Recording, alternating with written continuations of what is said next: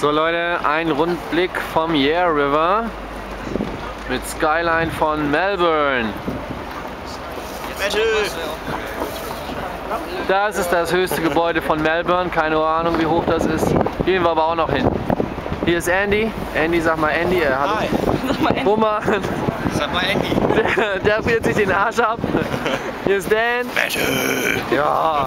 Und da hinten gehen wir gleich hin. Ins Crown. Toller Freund. So, hier ist die Steffi. Sag mal Andy! So. Ich bin neuer Gruß hier. Was sagen die Leute? Sag mal Andy. So, ist auch ganz groß das Gebäude da hinten. Ich verstehe das nicht mehr. Hier haben wir die Victoria University. Da ist Jen am Studieren. Hier ist die Flinders Street Station.